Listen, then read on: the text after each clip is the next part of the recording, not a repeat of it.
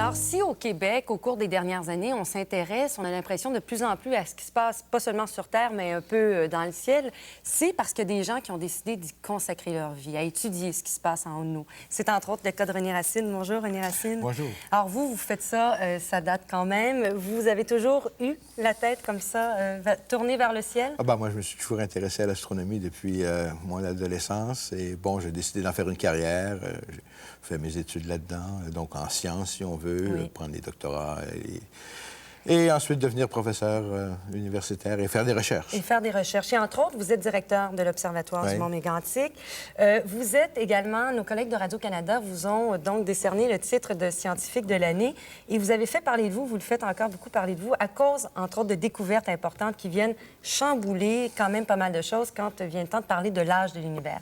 Mais avant d'aller plus loin, je veux savoir, Françoise et moi, on parlait en début d'émission, nous-mêmes avons de la difficulté à faire la différence entre le travail d'un astrophysicien et le travail d'un astronome. On recommence au B à bas, on le sait, mais écoutez, un astronome, c'est quelqu'un qui travaille avec un télescope, qui regarde les étoiles, qui fait des observations et qui analyse ses résultats avec les ordinateurs. Donc, un astronome, c'est travaille avec un télescope et un ordinateur. Un astrophysicien, c'est quelqu'un qui travaille seulement avec l'ordinateur.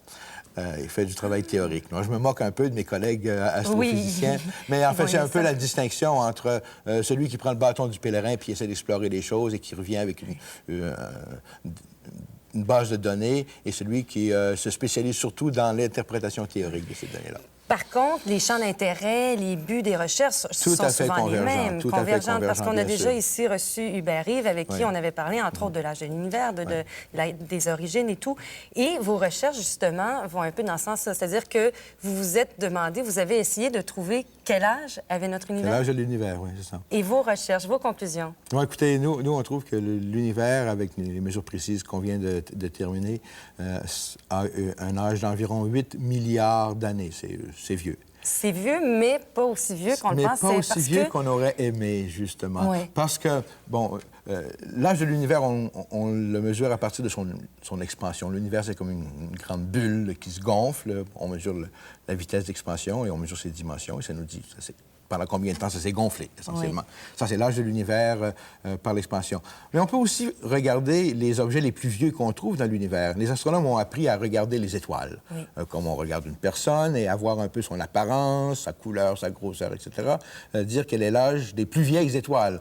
Or, les plus vieilles étoiles devraient être pas plus vieilles que l'univers, parce qu'elles sont nées après la naissance de l'univers. Et c'est là qu'est le problème, c'est que les plus vieilles étoiles, croit-on, ont un âge de 18 milliards d'années. Donc, il y a quelque chose qui ne marche pas. Il y a quelque chose qui ne marche pas, c'est le moins qu'on peut se dire. Il y a quelques milliards d'années de différence entre 16, par exemple, 18 et 7 milliards. Est-ce qu'on a une idée? Est-ce qu'on peut se dire, de toute façon, il y a un des chiffres qui est faux? Il faut partir de quelque part. Écoutez, pour ce qui est de l'âge de l'univers par l'expansion, on a confiance que nos résultats, qui ont été confirmés par ceux du télescope spatial Hubble, sont corrects, malheureusement. Alors, malheureusement, pour la communauté alors, ce qu'il faut faire, c'est changer les théories astrophysiques qui nous permettent de dater les étoiles. Je pense que c'est la porte de sortie. Il va falloir remettre en question plusieurs de nos idées préconçues sur la façon dont les étoiles évoluent, sur la façon dont elles se forment, dont elles meurent, et éventuellement, les étoiles, c'est comme des gens. Et comment, justement, on réagit quand c'était... Bon, vous, votre découverte, c'est entre autres au mois de septembre qu'on en a connu les résultats, même si les médias se sont peut-être aperçus ou réveillés, quelques mois plus tard. Mais comment la communauté scientifique internationale réagit? Est-ce que ce sont des genres d'informations qui, j'imagine, dès le lendemain, se discutent? Ah oui, ça s'est discuté immédiatement. Nous avons fait notre premier rapport public à un congrès qui se tenait en Hollande à la fin août. Un peu d'incrédulité. On voulait avoir la réponse depuis très longtemps. Moi, ça fait 20 ans que je fais cet arpentage-là qui nous permet de mesurer la réponse. Et alors, on a dit oui, attendons une deuxième vérification. Et c'est toujours ce qu'il faut faire en recherche. Une seule donnée, c'est pas suffisante. Alors maintenant, le télescope spatial obtient à peu près la même réponse que nous. Il y en aura d'autres réponses qui viendront, qui, je pense, vont confirmer tout ça. Alors là, c'est un peu une consternation, je pense. On aurait tellement voulu que ça donne Et vous aussi? 20 milliards d'années. Oui, je pense, oui. Donc, d'une part, on est très satisfait d'enfin avoir la réponse. Moi, ça fait 20 ans que je travaille là-dessus. En fait, d'une façon un peu plus dramatique, on peut dire, écoutez, ça fait des millénaires que les humains veulent savoir quel est l'âge, quelle est la dimension de l'univers. Et maintenant, en 1994-95, on a la réponse. Ça, c'est une satisfaction intellectuelle très importante. Mais en même temps, comme vous dites, et c'est pour ça que vous parlez de consternation, c'est parce que, on le disait, ça remet en cause un certain nombre de choses assez importantes. Jusqu'où ça va? Est-ce qu'on met en cause des concepts, des méthodes de calcul, des théories comme celle du Big Bang ou la loi de la relativité? Jusqu'où ça va? On peut remettre en cause tout, je pense. On peut remettre en cause l'évolution des étoiles, comment les étoiles naissent et vieillissent, comment la fournaise nucléaire qui nous chauffe, le Soleil est une étoile, fonctionne au centre d'une étoile, ou comment l'univers lui-même, comment le Big Bang s'est produit. Alors là, on touche à des théories mathématiques, la relativité générale, la cosmologie mathématique. On pourrait introduire certains paramètres théoriques. On peut toujours corriger une théorie. C'est tellement facile de corriger les théories. Hein. On change un petit chiffre, tandis que corriger les observations, ça prend des années. Alors, ça, c'est la période excitante en recherche, lorsqu'on fait une découverte qui n'est pas conforme à ça à quoi on s'attendait.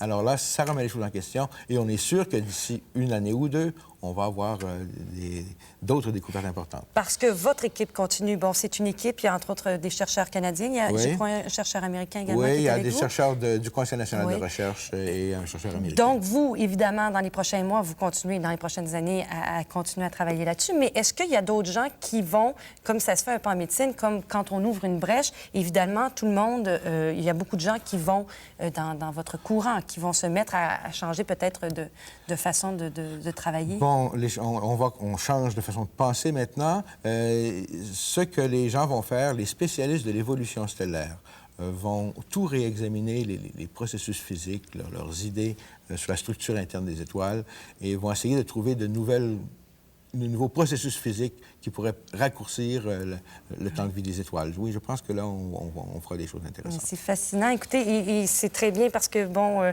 c'est très bien pour les chercheurs canadiens parce que j'apprenais en lisant qu'ils ont quand même une certaine expertise. Ah oui, les astronomes canadiens ont une sorte de tradition dans ce genre de travail-là, en fait. Qui est le calcul... Qui est la mesure des distances cosmiques, l'évaluation des âges des étoiles. Alors, tout ce problème de cosmologie, on est quand même assez expérimenté là-dedans. Presque autant que nos joueurs de hockey, c'est ça que vous disiez. Ah, presque autant que nos joueurs de hockey. Merci beaucoup d'avoir été avec nous, M. Racine. Et puis, on invite les gens à aller à l'Observatoire du Mont-Mégantic.